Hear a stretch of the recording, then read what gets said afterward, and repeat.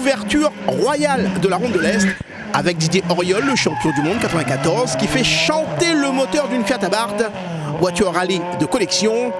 Dans son sillage immédiat, Damien Dorseuil ne ménage pas sa Fiesta MK2 sur les bosses des radiers, obligé d'accélérer pour vite revenir sur Thierry Lorlong, auteur du scratch dans la première spéciale du rallye.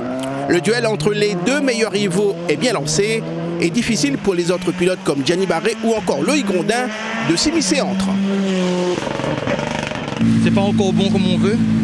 Le problème c'est que quand il y a des déboires, mais on trouve la solution, c'est bon, mais pour le moment on n'a pas encore trouvé. Donc ça reste dans la tête parce que ça fait du bruit de temps en temps. Au volant de sa Polo, Thierry Lorlong roule à limiter le plus possible l'écart avec le leader Dorseuil après 5 spéciales. Damien il fait sa course, nous on fait la nôtre. Il faut savoir rester sage des fois. Quand on a des bons setups, on y va, et là on n'était pas un peu. La Sainte-Marguerite, on n'était pas bon. Avec 14 scratchs sur 6 possibles, Damien Dorseuil boucle la première étape du rallye avec 8 secondes d'avance. On est content de ce qu'on fait. On a pas mal de petits trucs qui vont pas trop sur la voiture.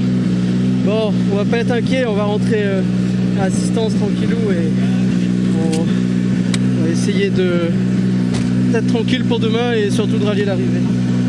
Fin de première étape frustrante pour Stéphane Samkaufrev, 7e au général, à près de 3 minutes du leader. Mitigé entre rentrer à la maison et continuer à se battre pour rien.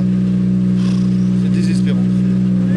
Du désespoir à la confiance retrouvée, ce matin, Stéphane Samkaufrev est déchaîné. Il enchaîne 4 temps scratch d'affilée dans la deuxième étape, alors que dans la 10e spéciale de Vincent Do, Damien Dorseuil fait une sortie de route.